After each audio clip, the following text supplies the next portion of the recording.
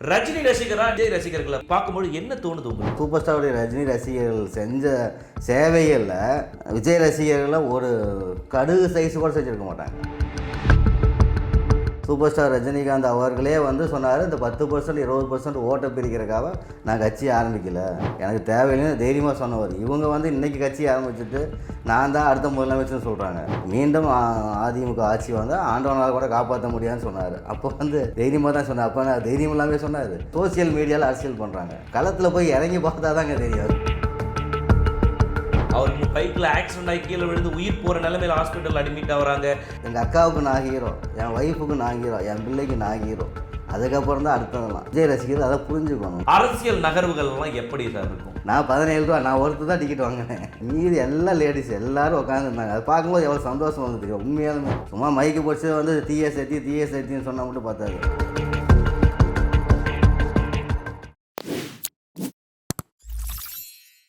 Hi hello white house நேயர்களுக்கு வணக்கம். நான் உங்கள் விஜே பிரவீன். தினம் தினம் ஒவ்வொரு அரசியல் நகர்வுகள், ஒவ்வொரு திருப்பங்கள், ஒவ்வொரு விமர்சனங்கள். அப்படி தான் நேற்று ஒரு விமர்சனம் வந்து ரஜினி அவர்கள் மீது வந்து விழுந்திருக்கு. இது குறித்து இன்றைக்கி நம்ம கூட இன்றைக்கி பேசுகிறதுக்கு யார் இருக்காங்க பார்த்தீங்கன்னா, வாய்மை குரலின் பத்திரிகை ஆசிரியரும் ரஜினி அவர்களுடைய தீவிர ரசிகருமான ரஜினி பாலா தான் இன்றைக்கி நம்ம கூட இணைஞ்சிருக்காரு. வாங்க. வணக்கம் சார், எப்படி இருக்கீங்க? அனைவருக்கும் வணக்கம். வணக்கம், நல்லா இருக்கு, சொல்லுங்கள் சார். நேற்றைய தினம் வந்து டிவிகே தமிழக வெற்றி கழகத்துடைய ஆதவ அர்ஜுன் அவர்கள் வந்து ரஜினி அவர்களை குறித்து ஒரு விமர்சனம் வச்சுருக்காரு. அதை ஒரு ரஜினி ரசிகராக ஃபஸ்ட்டு நீங்கள் எப்படி பார்க்குறீங்க? இப்போ பார்த்தீங்கன்னா தமிழ்நாட்டு அரசியல் அப்படின்னு பார்த்தா நம்ம சூப்பர் ஸ்டார் ரஜினிகாந்த் அவர்களை பேஸ் பண்ணி தான் ஒவ்வொரு சட்டமன்ற தேர்தல் ஆகட்டும் எதுவாக இருந்தாலும் மூவ்மெண்ட் ஆகும். இப்போ இன்றைக்கி ஆதவ அர்ஜுனா வந்து சொல்லியிருக்காப்புல வந்து திமுக வந்து ஒரு மிரட்டல் காரணமாக தான் கட்சியை வந்து ஆரம்பிக்கலை, பயந்துட்டு போயிட்டார் அப்படிங்கிற மாதிரிலாம் இவர் சொல்லியிருக்காரு. ஆனால் நான் சூப்பர் ஸ்டார் வந்து இப்போ இவங்க கட்சி ஆரம்பித்ததுக்கப்புறம் நான் தான் முதலமைச்சர்னு விஜயும் அவங்க கூட இருக்கிற ஆளுங்கள்லாம் இவங்க சொல்லிக்கிட்டு இருக்காங்க. ஆனால் சூப்பர் ஸ்டார் வந்து கட்சி ஆரம்பிக்கும் போது கட்சிக்கு ஒரு தலைமை, ஆட்சிக்கு ஒரு தலைமை, இந்த மாதிரி தான் நான் கட்சியை ஆரம்பித்தாலும் நான் இருப்பேன் அப்படி சொன்னார். அதாவது எனக்கு முதலமைச்சர் பதவியே வேண்டாம், கட்சிக்கு ஒரு தலைமை, ஆட்சிக்கு ஒரு தலைமை, அப்படி தான் நான் வந்து நாளைக்கு வந்து நான் எலெக்ஷன் வந்து நின்னாலும் அந்த மாதிரி தான் நிற்பேன்னு சொன்னார். நான் வந்து முதலமைச்சர் ஆவேன்னு என்றைக்கும் அவர் சொன்னதும் கிடையாது, சொல்ல போகிறதும் கிடையாது. ஆனால் வந்து இவங்க வந்து ஆதவ அர்ஜுனா வந்து இந்த மாதிரி சொல்லியிருக்காரு. இப்போ இவங்களுடைய அரசியல் ஸ்டாண்டுக்கும் சூப்பர் ஸ்டாருக்கும் கம்பேர் பண்ணவே முடியாது. அவர் வந்து ஒரு ஆன்மீக அரசியல் நான் தருவேன் அப்படின்னு சொன்னார். இவங்க வந்து ஒரு கொள்கையே இல்லாமல் சும்மா வந்து கூட்டத்தை கூட்டிக்கிட்டு நான் வந்து அடுத்த தடவை முதலமைச்சர் ஆவேன் அப்படின்னு சொல்கிறாங்க. இவங்களே சொல்லுவாங்க எந்த இலவசமும் இருக்கக்கூடாது, எந்த இலவசமும் இல்லைன்னு சொல்கிறாங்க. ஆனால் இன்றைக்கி திமுகவில் என்னென்ன தேர்தல் அறிக்கை கொடுத்து என்னென்னலாம் நிறைவேற்றப்பட்டதோ அதை வந்து நான் செய்வேன்னு சொல்லி விஜய் சொல்லிட்டு இருக்காரு. இப்போ சூப்பர் ஸ்டாரை வந்து இவங்க வந்து தேவையில்லாமல் இழுத்து அவங்க வந்து இன்னும் அதாவது மக்கள் மத்தியில் வந்து இவங்களுடைய பேச்சும் இவங்களுடைய செயல்பாடும் போகும்னு நினைக்கிறாங்க. அது எந்த காலத்துலையும் எடுப்படாது. இவங்களுடைய கருத்துக்கள் வந்து மக்கள் மத்தியில் திணிக்க பார்க்குறாங்க. ஆனால் வந்து சூப்பர் ஸ்டாரை வந்து இந்த மாதிரி பேசி தான் இவங்க கொண்டு போகணும் அவசியமும் கிடையாது. அவருக்கு இந்த இதுக்கும் சம்மந்தமே கிடையாது. ஸோ திமுக தரப்புலேருந்து என்ன சொல்லப்படுதுன்னா, எதையும் கண்டு பயந்திடாத அஞ்சிடாத ஒரு மனிதர் தான் நடிகர் சூப்பர் ஸ்டார் அவர்கள். அவரை பற்றி ஊரறிந்த நாடறிந்த விஷயம் எல்லாருக்கும் தெரியும். அவர் யாருக்குமே பயப்பட மாட்டார், எதுக்குமே பயப்பட மாட்டார்னு சொல்லுவாங்க. அப்படி இருக்கும் பொழுது திமுகவின் மிரட்டலின் பேரில் தான் அவர் கட்சியே துவங்கலை அப்படின்னு சொல்லி அழுத்தம் திருத்தமாக ஆதவ் வந்து அந்த மேடையில் பேசின விஷயங்கள் வந்து சூப்பர் ஸ்டாருடைய ரசிகர்களுக்கு மத்தியில் பெரிய சச்சரவை கிளப்பியிருக்கு. இன்றைக்கி தொடர்ந்து வந்து பல விமர்சனங்கள் வந்து டிவிகே கட்சி சார்பில் வந்து வைக்கப்பட்டுட்டு இருக்குது. அவங்க கட்சி தலைமை மேலே வைக்கப்படுது. அதை பற்றி நீங்கள் என்ன நினைக்கிறீங்க? உலக லெவலில் தலைவர் சூப்பர் ஸ்டார். நீ வந்து பெரிய பெரிய அதிபர்லேருந்து எல்லாமே சூப்பர் ஸ்டார் தான்.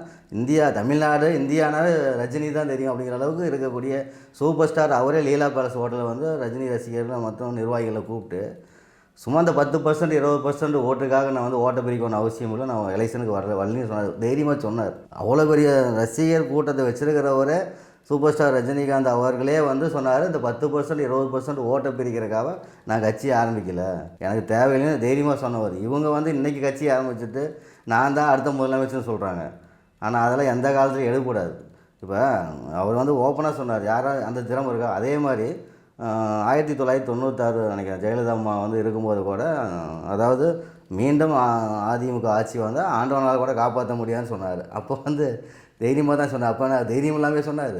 அதே நீங்கள் போய் விஜய் வந்து தலைவா படம் ஏதாவது ரிலீஸ் அப்படின்னு சொல்லி அங்கே போய் நின்று நீங்கள் அப்பாவும் நின்று இதெல்லாம் பேசி முடித்து மன்னிப்பு கேட்டு என்னவோ செஞ்சு படத்தை வெளியிட்டாங்க. அந்த மாதிரி சூப்பர் ஸ்டார் போய் எங்கேயுமே நின்னதில்லை. அதே மாதிரி சூப்பர் ஸ்டார் எதுக்குமே மன்னிப்பு கேட்டு இந்த மாதிரி நான் சொன்னது வருத்தம் தெரிவித்தேன் மன்னிப்பு கேட்டேன் அப்படின்னு அந்த விஷயத்தையும் இது வரைக்கும் செஞ்சதே கிடையாது. இவங்க சொல்லிக்கிட்டு இருக்காங்க. ஆனால் சூப்பர் ஸ்டார் ரசிகர் மத்தியில் இது வந்து ஏற்கனவே வந்து சூப்பர் ஸ்டார் ரசிகர்கள் வந்து நம்ம விஜய் ரசிகர்களுக்கு இதுவும் தேவையில்லாமல் ஒரு இது போயிட்டுருக்கும். ஆனால் இந்த டைமில் வந்து இவர் ஆதவ அர்ஜுனா இந்த இதை சொல்லி சூப்பர் ஸ்டார் ரஜினி ரசிகர் மத்தியில் இந்த கோபத்தை தான் ஏற்படுத்தி வச்சுருக்காங்க. இதனால் இவங்களுக்கு 1% கூட ப்ளஸ்ஸே கிடையாது. இதனால் 10% மைனஸ் தான் வந்து இவங்களுக்கு ப்ளஸ் ஆக போகிறது கிடையாது. சரி, பட் ஆனால் அரசியல் வட்டாரம் கடந்து இயக்குனர்கள் வட்டாரத்தில் என்ன சொல்லப்படுதுன்னா, இதுவரையும் வந்து தென்னிந்திய சினிமா துறையில் பொறுத்தவரையுமே அதிக சம்பளத்தை வாங்கக்கூடிய ஒரு நடிகராக வளம் வந்தவர் தான் நடிகர் விஜய் அவர்கள். ஆனால் இப்போ வரக்கூடிய புது படம் வந்து ரெட் ஜெயின் படத்தில் வந்து அந்த ஒரு இதுவே இவர் வந்து சூப்பர் ஸ்டார் வந்து பீட் பண்ணிட்டாரு. அவர் தான் வந்து அதிகமான சம்பளம் வாங்கக்கூடிய ஒரு நபர் அப்படின்னா பார்த்தீங்கன்னா இப்போ ரஜினி தான் இருக்கார். விஜய் வந்து அந்த முதலிடத்தை வந்து இழந்துட்டார். இதோடைய வெளிப்பாடு தான் இந்த விஷயம் அப்படின்றாங்களா? அதை பற்றி என்ன நினைக்கிறீங்க? இப்போ நம்ம சம்பளம் வாங்குறது வந்து பார்த்தா யாருக்குமே உண்மை என்னன்னு தெரியாது. ரசிகர்கள் தான் சொல்லிக்கிறாங்க. இது வந்து இப்போ சூப்பர் ஸ்டார் தான் நம்பர் 1 அதிக சம்பளம் வாங்குறாரு, விஜய் ரசிகர் விஜய் தான் அதிக சம்பளம் வாங்குறாங்கன்னு சொல்கிறாங்க. இல்லை, பத்திரிகைகளில் ஊடகங்களில் வந்த செய்தி இது. இல்லை வந்தாலும் நம்ம வந்து நேச்சுரலாக இப்போ இது என்னால் நம்ம யாருக்குமே தெரியாது. ஆனால் என்றைக்குமே சூப்பர் ஸ்டார் தான் நம்பர் 1. அந்த இடத்த வந்து யாராலையும் பிடிக்க முடியாது. அது விஜயே சொல்லியிருக்காப்புல. அதுக்கப்புறம் போய் நம்ம என்ன சொல்ல முடியும்? சார், இப்போ தொடர்ந்து வந்து பல விமர்சனங்கள் வந்து பல அரசியல் முக்கிய புள்ளிகள் மேல் வைக்கப்படுறது இந்த சாதாரண விஷயம். அரசியல் நேரத்தில் சினிமா துறையை சார்ந்த ஒரு பிரபலமாக வளம் வரக்கூடியவர் தான் நடிகர் சூப்பர் ஸ்டார் அவர்கள்.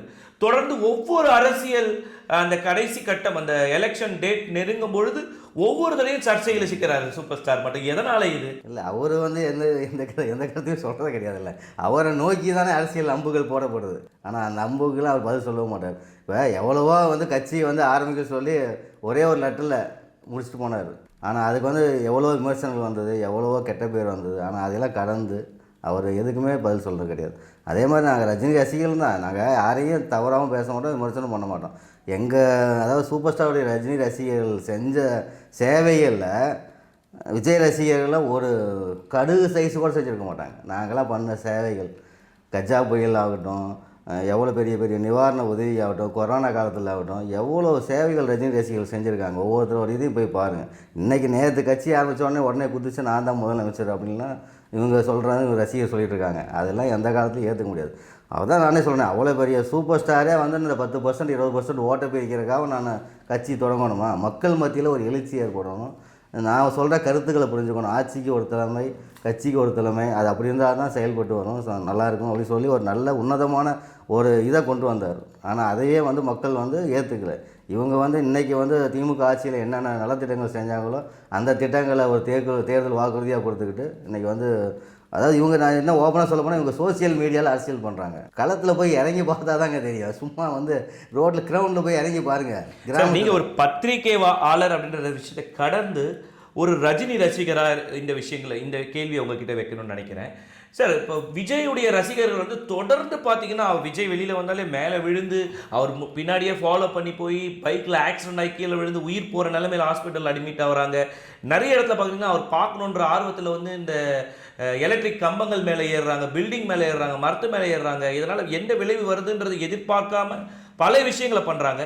ரஜினி ரசிகராக விஜய் ரசிகர்களை பார்க்கும்போது என்ன தோணுது உங்களுக்கு? அது பார்த்தாவே எனக்கு ரொம்ப கஷ்டமாக தான் தோணுது. என்ன, அதாவது எல்லாருமே நடிகன் தான். ஒவ்வொருத்தரும் அவர் மட்டும் தான், விஜய் மட்டும் தான் நடிகர் இல்லை. நீயும் வாழ்க்கையில் நீ ஒரு நடிகன் தான். நீ உங்கள் அம்மா அப்பாவுக்கு ஒரு கதாநாயகன் தான், ஹீரோ தான். நீ ஏன் விஜய் ஹீரோவாக நினைக்கிறேன், ஏன் நான் ரஜினியாக ஹீரோன்னு நினைக்கணும்? அப்படிலாம் கிடையாது. எனக்கு உன்னதமான தலைவர், எனக்கு திரையில் பார்த்து ரசிக்கக்கூடியவங்க நான் கொண்டாடுறேன், அதோட முடிச்சுக்கணும். ஆனால் நான் வந்து எங்கள் ஆயிங்க அப்பனுக்கு நான் ஹீரோ, எங்கள் அக்காவுக்கு நான் ஹீரோ, என் ஒய்ஃபுக்கு நான் ஹீரோ, என் பிள்ளைக்கு நான் ஹீரோ. அதுக்கப்புறம் தான் அடுத்ததெல்லாம். விஜய் ரசிகர்கள் அதை புரிஞ்சுக்கணும். உங்களை நம்பி உங்கள் அம்மா அப்பா இருக்காங்க, உங்கள் அக்கா தங்கச்சி இருக்குது, உங்கள் மனைவி இருக்குது, உங்கள் குழந்தைங்க இருக்குது. அவங்களுடைய வாழ்க்கையை பாருங்கள். அதை நீங்கள் திரையில் கொண்டாடுங்க, அவரை முதலமைச்சராக கூட தேர்ந்தெடுங்க. அதை பற்றி நான் எதுவும் சொல்லவில்லை. இந்த மாதிரி போய் இதனால் வந்து உங்கள் தலைவருக்கு தான் நெகட்டிவ் வந்து யாருக்கும் எந்த பயனும் கிடையாது. நீ போனதுனால வந்து வண்டியிலே பின்னாடியே போனாலும் சோசியல் மீடியாவில் 10 லைக், அதான் சொல்லிட்டேன், சோசியல் மீடியாவில் அரசியல் பண்ணிகிட்டு இருக்காங்கன்னு சொல்கிறேன். ஃபீல்டில் இறங்கி செய்யணும். நீங்கள் போய் பின்னாடியே சுற்றிக்கிட்டு இருக்கனால எந்த ஒரு பிரயோஜனம் இல்லைன்னு தான் சொல்லுவேன். பாவம், உங்களுடைய வாழ்க்கையை தான் நீங்கள் இழக்கிறீங்க. அதனால் அவருக்கு ஒரு பிரயோஜனமும் கிடையாது. அவருக்கு இதனால் என்ன ஆயிரும், நல்ல இப்போ நீங்கள் கூடவே போகிறதுனால அவருக்கு என்ன இதாயிருமா? ஒன்றும் ஆக போகிறது கிடையாது. இப்போ இந்த பையனுக்கு தான் புரிஞ்சுக்கணும். அது விஜய் வந்து ஸ்ட்ராங்காக சொல்லணும். அவர் சொல்கிற மாதிரி எந்த விஷயமும் தெரியல. அதே சூப்பர் ஸ்டார் வந்து பிறந்தநாள் அப்போ போயஸ் கார்டில் வந்து ரசிகர்கள் பார்ப்பார். முன்னையெல்லாம் ஒரு டைம் வந்து ஒரு பையன் வந்து வர வழியில் வந்து பார்த்துட்டு போகும்போது ஆக்சிடென்ட் ஆகி இறந்துட்டதாவோ இல்லை கால் முறிவு ஏற்பட்டதா கேள்விப்பட்டு அவங்க அம்மா ஒரு லெட்டர் எழுதியிருந்தாங்களாம். உன்னுடைய பிறந்த நாளைக்கு என் பையன் கொண்டாட வந்து என் பையனுடைய வாழ்க்கை போயிடுச்சுன்னு சொல்லி. அன்னையிலிருந்தால் சூப்பர் ஸ்டார் வந்து அவன் பிறந்த நாளுக்கு வீட்லேயே இருக்கிறது கிடையாது. அது ஒரு டைம் இருந்துட்டோம்னா அதே மாதிரி எல்லோரும் ஃபாலோ பண்ணி எல்லாருமே கும்பலாக வருவாங்க. இதனால் பல பேர்த்தோடைய என்ன வேணால் நடக்கலாம். அப்படிங்கிறனால தான் அவர் வந்து அதை தவிர்த்துட்டார். நிறைய பேர் நினைப்பாங்க சூப்பர் ஸ்டார் வந்து பிறந்த நாளுக்கு வந்து போயஸ் கார்டில் இவ்வளோ கும்பல் வருது, ஏன் வெளியே வந்து பார்க்கலாம் அப்படின்னு. அது காரணம் அதுதான், யாருக்கும் நம்மளால் தொந்தரவு கூடாதுன்னு நினைக்கிறாரு. அதே மாதிரி தான் அரசியல் கட்சி ஆரம்பிக்காத காரணமும் கொரோனா காலகட்டத்தில் என்னை நம்பி வர மக்கள் வந்து இப்போ 41 பேர் இறந்ததுக்கே எவ்வளோ பெரிய பிரச்சனை ஆச்சு கரூரில். அதே மாதிரி அந்த டைமில் 2021 கொரோனா காலகட்டத்தில் பீக்காக இருந்தது கொரோனா. அந்த டைமில் இவர் சூப்பர் ஸ்டார் பார்க்க வரக்கு லட்சக்கணக்கான பேர் வருவாங்க. அந்த டைமில் வந்து ஒரு 100 பேர் இதனால் தாக்கப்பட்டு இறந்தால் கூட அந்த பாவம் யாருக்கு ஏற்படும் அப்படின்னு தான் அவர் ஆத்மார்த்தமாக இது வந்து நம்ம பேர் எவ்வளோ கெட்ட பேர் ஆனால் கூட பரவாயில்ல அப்படின்னு சொல்லி ஒரு கான்ஃபிடண்ட்டாக ஒரு முடிவு எடுத்து விலகிட்டார். பகிரங்கமான ஒரு வெளியீடாக இருந்தது. அது மாதிரி யாராலையும் சொல்ல முடியுமா தெரியாது. அப்படி அதுக்கே பயப்படாதவர் இவங்களுக்கெல்லாம் இந்த இதுக்கெல்லாம் இவங்க இதுக்கு விஷயத்துக்கு போய் பயந்துக்கிட்டு தான் திமுக வந்து மிரட்டணும் அவசியமும் கிடையாது. அதாவது இது வந்து கலைஞர் காலத்துலேருந்து திமுகவும் சூப்பர் ஸ்டாரையும் பிரிக்க முடியாத நட்பாக தான் இருப்பாங்க, நண்பர்கள் மாதிரி தான். இன்றைக்கி வந்து முதலமைச்சர் ஆகட்டும், சூப்பர் ஸ்டார் ரஜினிகாந்த் ஆகட்டும், எல்லாமே நட்பு ரீதியாக தான் இருப்பாங்க. என்றைக்குமே வந்து இவங்க வந்து மிரட்டி தான் இவரை தலைவரை கொண்டு வரணும் அப்படிங்கிறதுல எந்த ஒரு அவசியமும் கிடையாது. மக்களுக்கு நல்லது செஞ்சால் ஆட்டோமேட்டிக்காக மக்கள் ஓட்டு போட போகிறாங்க. இன்றைக்கி பார்த்தா தமிழ்நாடு அரசு தளபதி அவர்கள் வந்து என்னென்ன திட்டங்கள் கொடுத்துருக்காரு மக்களுக்கு, திட்டத்தை சொல்லி ஓட்டு கேட்க போகிறாரு. அடுத்தவங்க சொல்லி தான் ஓட்டு போடணும்னு யாருமே கிடையாது. இப்போ நீங்களே என் ரசிகர் நான் இப்போ எனக்கு ஒரு 4 பேர் தெரிஞ்சால் 4 பேர் தான் கேட்பான், இன்னும் 40 பேர் எப்படி கேட்பான்? நல்லது செஞ்சால் தானே கேட்பான். கண்டிப்பாக சார். இப்போ ஒரு வாய்மை குரலினுடைய பத்திரிகையாளராக இந்த கேள்வி உங்ககிட்ட முன்வைக்கிறோம். வாய்மை குரலை பொறுத்தவரையும் முன்னணி அரசியல் பிரபலங்களை பற்றி தினம்தோறும் அவர் காவல்துறையை சார்ந்தவர்களை பற்றி பல விஷயங்கள் வந்து கொண்டே தான் இருக்கும். வாய்மை குரல் வந்து எப்பயும் மக்களின் குரலாக தான் வந்து அரசியல் பிரபலங்கள் மத்தியில் ஒழிச்சிட்டு இருக்கு. அப்படி இருக்கும்போது வரக்கூடிய 2026 சட்டமன்ற தேர்தலுடைய அரசியல் நகர்வுகள்லாம் எப்படி சார் இருக்கும்? 2026 சட்டமன்ற தேர்தலில் பார்த்தீங்கன்னா இப்போ நீங்கள் பார்த்தீங்கன்னா நல்ல திட்டங்கள் வைஸ் நம்ம வந்து கட்சி ரீதியாகவே நான் பேச வேண்டியதில்லை. இன்றைக்கி மக்களுக்கு சென்று அடைந்த திட்டங்கள் ஆகட்டும், இன்றைக்கி வந்து தமிழ்நாடு முதலமைச்சர் அவர்கள் வந்து மக்களுக்கு செஞ்ச நலத்திட்டங்கள் வைஸ் பார்க்கும்போது இன்றைக்கி வந்து சிறப்பான ஒரு ஆட்சி கொடுத்ததாக தான் மக்கள் மத்தியில் இருக்குது. இப்போ நான் 2 நாளைக்கு முன்னாடி ஊருக்கு போனேன். 5 மணிக்கு இங்கேருந்து நாமக்கல் போய் பஸ் விட்டு இறங்கினேன். 5 மணிக்கு அந்த டவுன் பஸ்ஸில் வந்து 24 எங்கள் ஊருக்கு அந்த பஸ்ஸு போகும். அந்த பஸ்ஸில் பார்த்தீங்கன்னா லேடிஸ் அத்தனை பேர். அப்படி எனக்கு பார்க்குறதுக்கே சந்தோஷமாக இருந்தது. நான் 17 ரூபா, நான் ஒருத்தர் தான் டிக்கெட் வாங்கினேன். 17 ரூபா டிக்கெட்டு, மீதி எல்லாம் லேடிஸ் எல்லோரும் உட்காந்துருந்தாங்க. அதை பார்க்கும்போது எவ்வளோ சந்தோஷமாக இருந்தது, உண்மையாலுமே அவ்வளோ சந்தோஷமாக இருந்தது. எல்லாருமே வந்தாங்க, சீட்டை கொடுத்தாங்க, அவங்க பாட்டு இறங்கி போனாங்க. இதெல்லாம் பார்க்கும்போது ரொம்ப சந்தோஷம். அந்த மக்கள் யாரும் நினச்சி பார்ப்பாங்க. நீங்கள் சொல்கிறாங்க சோசியல் மீடியாவில் வந்து ஓசு பஸ்ஸுன்னு ரொம்ப விமர்சனம் பண்ணுறாங்க அப்படி இப்படின்னு, அதெல்லாம் கிடையாது. மக்கள் வந்து உண்மையாலுமே சந்தோஷமாக இருக்காங்க. நல்ல விதமாக தான் இந்த ஆட்சி போயிருக்கு. மீண்டும் வந்து இந்த ஆட்சி தொடர்றதுக்கு உண்டான வாய்ப்பு தான் மக்கள்கிட்ட இருக்குது. அதுக்கு மேலே வந்து என்னுடைய கணிப்பு தெரியுது. நான் நிறையா இடத்துல போகிறேன் வரேன், பேசுறது பழக்க வழக்கம். அப்புறம் பார்த்திங்கன்னா சாலைகள் ஆகட்டும், ரோடு ஆகட்டும், அப்புறம் பார்த்திங்கன்னா இந்த குடி தண்ணீர் பிரச்சனை, இந்த மாதிரிலாம் முன்னையெல்லாம் எவ்வளவோ இருக்கும். அதெல்லாம் எதுவுமே கிடையாது. இப்போ மாதம் 1000 ரூபா அக்கௌண்ட்டில் பணம் போடுறதாகட்டும், அதெல்லாம் இப்போ நீங்கள் நம்ம நினைக்கிற ஒரு 1000 ரூபான்ட்டு. நீங்கள் ஒரு கிராமம் இருக்குதுன்னு வச்சுக்கோங்க, கிராமத்தில் ஒரு 100 வீடு அந்த கிராமத்தில் இருந்தாலும் 1000 ரூபானா என்னாச்சு? அந்த கிராமத்துக்கு ஒரு 1 லட்சமாகட்டும் 10 லட்சமாகட்டும் ஒரு பொருளாதார முன்னேற்றம் ஏற்பட்டிருக்குல்ல அந்த கிராமத்தில். திடீர்னு ஒரு கிராமத்தில் ஒரு 1000 மகளிருக்கு பணம் போகும்போது 1000 எவ்வளோ வச்சு கணக்கு போட்டு பாருங்கள். அந்த பணம் வந்து அந்த கிராமத்தில் உள்ளே நுழையும் போது அந்த கிராமத்தில் உடைய பொருளாதார வளர்ச்சி எல்லாமே ஏற்படுது. அவங்களுக்கு வந்து ஒரு கடையாகட்டும், அவங்க சுற்றி இருக்கக்கூடிய மளிகை கடை, எத்தனையோ பொருளாதார முன்னேற்றத்தில் ஏற்படுது. அவங்களுக்கு ஒரு ஈஸியான ஒரு இதாக இருக்குது. இதை தவிர்த்து பல கிராமப்புற வளர்ச்சி திட்டங்களும் அறிவிச்சிட்டு இருக்காங்க. எப்படி இது இவங்களால மட்டும் சாத்தியம்னு நீங்கள் நினச்சிருக்கீங்களா இன்றைக்கி நான் ஒரு நாள்? ஏன்னா இது ஒரு அரசியல் வரலாற்றிலேயே ஒரு புரட்சி தான் சொல்லணும். இந்த அளவுக்கு பல திட்டங்கள், தினம் ஒவ்வொரு திட்டங்கள். இப்படி திரும்பினா இந்த பக்கம் ஒரு கல்யாண மண்டபம், இப்படி திரும்பினா ஒரு பேருந்து நிலையம், காவல் நிலையம், தினம் 10க்கும் மேற்பட்ட திறப்பு விழாக்கள். எப்படி திமுக அரசால் மட்டும் சாத்தியம்னு இன்னைக்கு நான் நினைச்சிருக்கீங்களா? தேர்தல் வாக்குறுதினாவே அந்த தேர்தலோட ஹீரோ வந்து திமுகவுடைய தேர்தல் வாக்குறுதின்னு தான் சொல்லுவாங்க. அந்த வாக்குறுதியை வந்து இவங்க எப்படி யோசிப்பாங்க, ரூம் போட்டு யோசிப்பாங்களா அப்படிங்கிற மாதிரி அது சொல்கிறத செஞ்சிடறாங்கல்ல, அது ஒன்று இருக்குது. அதே மாதிரி அந்த சொல்லக்கூடிய விஷயங்களும் நடைமுறைப்படுத்தக்கூடிய விஷயங்களாகவும் சொல்கிறாங்க, நடைமுறைப்படுத்தியும் காமிச்சிடுறாங்க. இப்போ எடப்பாடி பழனிசாமி அவர்கள் வந்து சொன்னார், எப்போ 2021 மாதம் 1000 எப்படி கொடுக்க முடியும், இது சும்மா சொல்கிறாங்க அப்படின்னாங்க. அதே எடப்பாடி பழனிசாமி அவர் வந்து இன்றைக்கி வந்து என்ன சொல்கிறார், 2000 ரூபாய் தரேன், 2000 ரூபா தரேன்னு சொல்கிறாரு. அது எப்படி அதை வந்து செய்ய முடியுங்கிறத செஞ்சு காமிச்சனால இப்போ இவங்க வந்து காப்பி அடிக்கிறாங்க. இப்போ அதே விஜய் வந்து நான் 2500 தரேன் இருக்கேன். அப்புறம் நான் என்ன சொல்கிறேன்னா, விஜய் வந்து அரசியலுக்கு வரக்கூடாது, ஏன் வரா அப்படின்னு நான் சொல்லவே இல்லை. விஜய் வந்து இன்னும் பேசணும், உண்மையை பேசணும். நீ வந்து மைக்கை பிடிச்சோடனே டிஎம்கே டிஎஸ்ஐத்தின்னு சொல்கிற. இவ்வளோ ஓட்டு போட்டு கிட்டத்தட்ட 160 சீட்டு ஜெயிச்சிருக்காங்களா, 160 சீட்டுக்கு மேலே ஜெயிச்சு ஓட்டு போட்டவங்களாம் முட்டாளா? நீ டிஎஸ்ஐத்தின்னு சொல்கிறீ இல்லைங்க.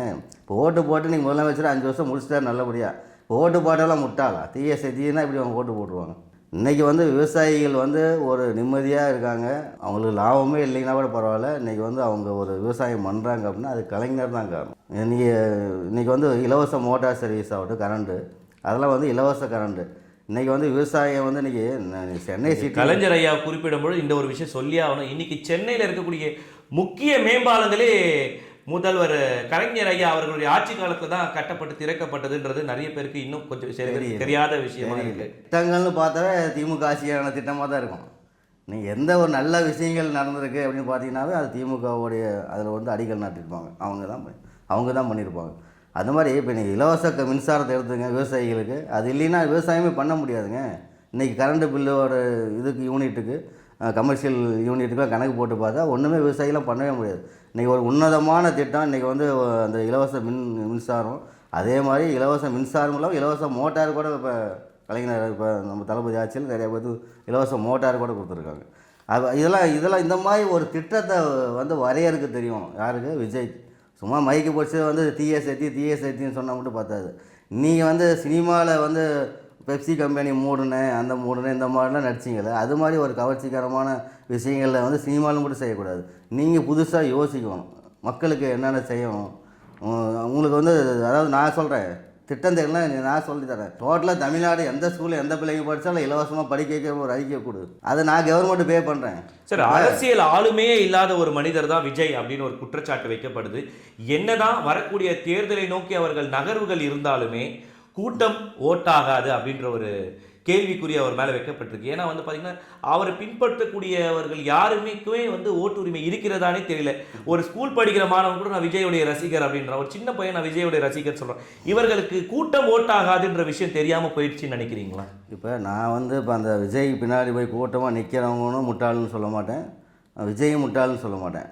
ஆனால் நீங்கள் வந்து நல்லது செய்ய வரோன்னு நினச்சின்னா ஒரு பேசிக்கோடு வரணும், அடிப்படை ஸ்ட்ராங் பண்ணணும். முதல்ல நீங்கள் நல்லது செய்யணும்னு நினைக்கிறீங்கன்னா அதுக்கு தகுந்த சரக்கு உங்கள்கிட்ட இருக்கும். எதுவுமே இல்லாமல் மைக்கு போச்சது திமுக டிஎஸ்ஐ அந்த கட்சி வலிமை கட்சி இந்த கட்சி, நீ இதனால் மக்களுக்கு என்னங்க சொல்ல வரீங்க? சரி ரைட், அப்படி தான் டிஎஸ்ஐ அந்த கட்சி இந்த கட்சியெல்லாம் எதுவுமே சரியில்லை, நீ என்ன செய்ய போகிற, நீ என்ன செஞ்சுருக்க அதை சொல்லு. இப்போ கேட்குறான் சோசியல் மீடியாவில் வச்சு கிளிக்கிறான், நீ திரிசா கூட கல்யாணத்துக்கு போகிற வர, அதாவது திமுக டிஎஸ்ஐ திரிசாவை எங்களுக்கு சித்தியான்னு கேட்குறான், ஒருத்தன் கமாண்டு போடுறான். இதுக்கெல்லாம் நீ என்ன பதில் சொல்ல போகிற? இல்லை, நீ ஏன் ரோல் மாடல்? நான் விஜய் ரசிகனே வச்சுக்கேன், நான் உன்னை ரசிக்கிறேன். அப்புறம் நீ எப்படி நடந்துக்கிறியா, வாத்தியார் எப்படி இருப்போம் அப்படி தான் மாணவன் இருப்பான். நீ வந்து ஓப்பன் மைக்கில் சொல்கிற, அதெல்லாம் ஒரு பெரிய விஷயமே இல்லை. உன் மனைவி கேஸ் போட்டது வந்து இதெல்லாம் ஒரு பெரிய விஷயமே இல்லைன்னு சொல்கிறீங்க, அது தப்பு இல்லைவா? உன் மனைவி ஒர்த்தே இல்லை, ஒர்த்தே உன்னுக்காக கழுத்தை நீட்டி தாலி காட்டி உங்களுக்கு ஒரு பையன் ஒரு பொண்ணு பிறந்திருக்கு, ஒரு தமிழ் கலாச்சாரம் பாரம்பரிய பிறகு உனக்கு ஒரு மனைவியாக இருந்திருக்காங்க, அவங்கள வந்து ஒர்த்தே இல்லைன்னு சொல்கிறேன். அப்புறம் நாளைக்கு உன்னுடைய ரசிகர் என்ன சொல்லுவான், நாளைக்கு அவனை கல்யாணம் பண்ணிட்டு இதெல்லாம் ஒர்த்தே இல்லை, என் தலைவர் மாதிரி நானும் அப்படி தான் இருப்பேன் அப்படின்னு சொல்லணுக்கு எவ்வளோ நேரம் ஆகும்? கட்சி தலைவர் மட்டும் இல்லை, ஒரு ஆசிரியர், உன்னுடைய ஒரு ஃபேனாக உன்னை வந்து ஒரு ஒரு கடவுளாக நினைக்கிறான், உன்னை பின்னாடி சுற்றுறான், உன்னை ஃபாலோ பண்ணுறான்னா அவனுக்கு நல்ல விஷயத்தை கற்றுக் கொடுங்க. முதல்ல அவன் வந்து இந்த ஃபேஸ்புக்கில் வந்து இப்போ எழுதுவான் கமாண்டு, நீங்கள் எழுதுறதெல்லாம் 1000 எழுதுறதெல்லாம் நாம் பார்த்தாச்சு, எழுதுறவனுக்கு பூரா வேலை இல்லைன்னு அர்த்தம் தான் நாம் நினச்சிட்டு போகணும். இப்போ சூப்பர் ஸ்டார் வந்து இந்த மாதிரி ஒரு குடும்ப வாழ்க்கையிலையோ இல்லை தனிப்பட்ட வாழ்க்கையிலையோ இந்த மாதிரிலாம் என்றைக்குமே வந்து செய்ய மாட்டார். அதாவது ஒரு நியாயம், நேர்மை, சக்தி ஏதோ இருக்கணும் அப்படின்னு தான் நினைப்பார். இவங்க வந்து அவரை பார்த்து பயந்துட்டான், இவங்களை பார்த்து பயந்துட்டான்னு சொல்லிட்டு இதெல்லாம் வந்து தேவையில்லாத வேலை. நாம் இதுக்கு மேலே ஹார்ட்ஸாகவும் பேச மாட்டேன் நான்லாம். எங்களுக்கு அந்த மாதிரிலாம் வந்து சூப்பர் ஸ்டார் வந்து எங்களுக்கு சொல்லி கொடுத்ததும் கிடையாது. இதை வந்து வேறு ஒருத்தருடைய பேட்டி பார்த்தீங்கன்னா கச்சா முச்சான்னு பேசுவாங்க. நமக்கு அந்த மாதிரி ஹார்ட்ஸாக பேசுறதில்ல. இவங்க தலைவர் சூப்பர் ஸ்டார் பற்றி இழுக்காமல் இவங்க ஒரு தேவையானது, இவங்க மக்களுக்கு வந்தால் நீ என்ன செய்ய போகிற, என்ன பண்ண போகிறேன், நீ செய்யக்கூடிய விஷயங்கள் வந்து மக்கள் ஏற்றுக்கூடியதாக இருக்கணும். இப்போ ஏற்கனவே செஞ்சதே சொல்லும்போது 2000 அதான் 1000 ரூபா கொடுத்தாங்க. இப்போ அவங்க 2000 தரங்கிறாங்க, இப்போ 2500 தராங்க. இதில் ஒன்றும் புதுமையான ஒன்றுமே கிடையாது. அதுக்கு வந்து தளபதி முதலமைச்சர் அவர்களே வந்து 2500 தர போகிறாங்க, தரேன்னு சொல்ல போகிறாரு. திட்டத்தை வந்து நீங்கள் வந்து புதுசாக கொடுக்கணும். இன்னும் நிறைய விஷயங்கள் இருக்குது, அதை பற்றிலாம் நீங்கள் பேசணும். கொரோனா காலத்துலலாம் நீங்கள் வந்து அப்போ படத்தெல்லாம் நடிச்சிட்டு இருந்தீங்க, அப்போல்லாம் வந்து ஃபீல்டு ஒர்க்கு எதுவும் பண்ணியிருப்பீங்களா? இல்லை. மற்ற யாரோ ரசிகர்லாம் நடிகர்லாம் கூட பண்ணாங்க, உங்கள் ரசிகர் பண்ணாங்களான்னு கூட நமக்கு தெரியாது. சரி ரைட்டு, உங்களுக்கு அரசியல் ஆர்வம் இருக்குது, அரசியல் வரும், நல்லது செய்யணும்னு நினைக்கிறீங்க, அது வந்து ஸ்ட்ராட்டஜியில் மாற்றுங்க. சும்மா வந்து அந்த கட்சி குறை சொல்கிறது, இந்த கட்சி குறை சொல்கிறதுனால சரி. மற்ற கட்சிகளை வந்து இவங்க அரசியல் கட்சி துவங்கிறதுக்கு முன்னாடி டிவிக்கு தமிழக வெற்றி கழகம் என்ன சொன்னாங்கன்னா, எங்கள் கட்சி மற்ற கட்சி மாதிரி இருக்காது, எங்கள் கட்சியில் வந்து எங்களுக்காக கீழே இறங்கி உழைத்த எல்லாருக்கும் வந்து பதவி கொடுக்கப்படும் சொன்னாங்க. அந்த வாக்குறுதியை இன்றைக்கி வந்து நிறைவேற்றலை. இன்றைக்கி பார்த்தீங்கன்னா மற்ற கட்சியிலேருந்து வந்தவங்களுக்கு தான் முன்னுரிமை கொடுத்துருக்காங்க. ஆதவர்ஜுனுடைய தங்கைக்கும் பதவி இப்போ கொடுக்க போகிறாங்கன்ற மாதிரி விஷயங்கள் பேசப்பட்டு இருக்கு. இப்போ ரீசெண்டாக நடந்த ஒரு பொது மீட்டிங்கில் கூட ஆதவர்ஜுன் அவருடைய தங்கையை வந்து அறிமுகப்படுத்துகிறார் அந்த மேடையில்.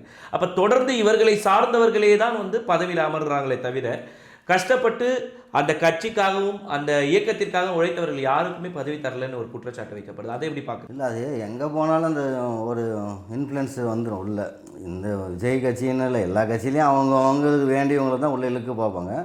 ஆனால் வந்து அந்த ஃபஸ்ட்டு நான் வந்து ஒரு கட்சியில் நான் இருக்கேன்னா ஃபஸ்ட்டு நேர்மையாக இருக்கிறதுக்கு உண்டான முயற்சி செய்யணும். நான் ஃபஸ்ட்டு உள்ளே இறங்கி, நான் களத்தில் இறங்கி நான் கட்சி ரீதியாக வேலை செய்கிறோன்னா, மறுபடியும் எனக்கு பக்கத்தில் இருக்கிற என்னை சேர்ந்தவங்களே கொண்டு வந்து உள்ளே நினைக்கக்கூடாது. அதுவே தப்பு தான். அப்பயே கரப்ஷன் ஏற்படும்னு அர்த்தம். அதை வந்து விஜய் தான் கண்ட்ரோல் பண்ணணும். சார், தொடர்ந்து பல கருத்துக்களை வந்து கரெக்டாக விளக்கமாக கூறியிருக்கீங்க. நேற்றைய நடந்த சர்ச்சைக்கான விளக்கத்தையும் பக்காவாக கொடுத்துருக்கீங்க. இந்த ரஜினி ரசிகர்கள் விஜய் ரசிகர்களுக்கு இடையில் இருக்கக்கூடிய விஷயங்களை தெளிவாக சொன்னதுக்கு ரொம்ப நன்றி சார். வணக்கம்.